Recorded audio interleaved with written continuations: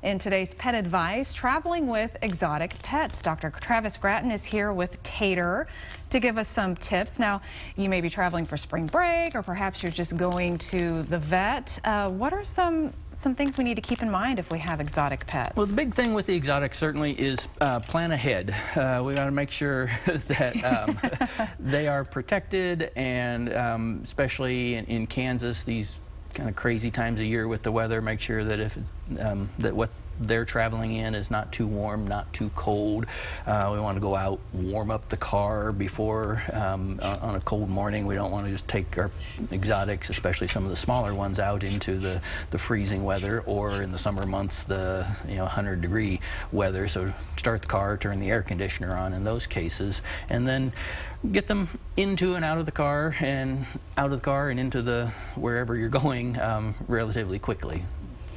We certainly have those weather extremes here in Kansas, so you definitely want to be mindful of what the weather is showing, and be mindful of what the type of pet, what their care requires. Yeah, exactly. We want something that provides them some protection from, especially if they're going to the doctor's office, protection from other pets that are there.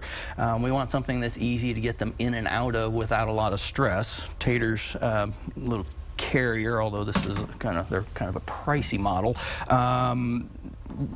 gives a little ventilation with some vents up here, has the food water bowl, has a perch for her to hang out on, works fairly well, has a nice big door that we can get in and out of without having to either reach in and chase the animal around among 12 perches and 13 toys, and that type of thing. So it's a nice little setup.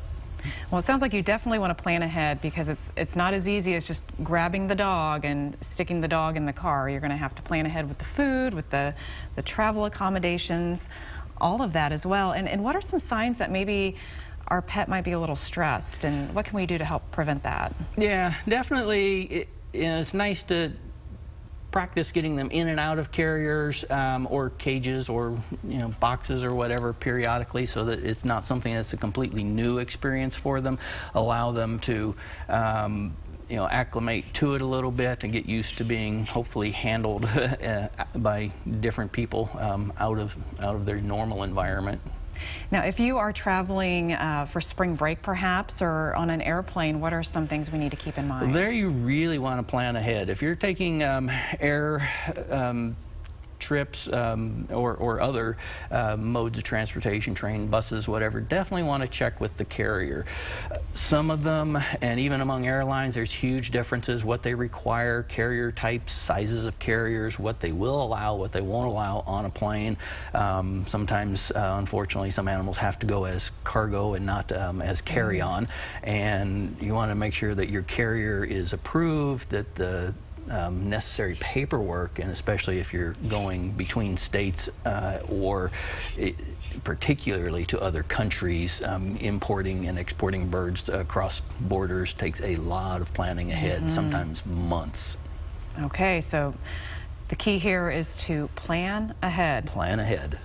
No matter where you're going, plan ahead. That's right. Dr. Gratton, thank you for being here, for bringing Tater with you. And if you'd like more information about University Veterinary Care Center, just head over to universityvetcare.com.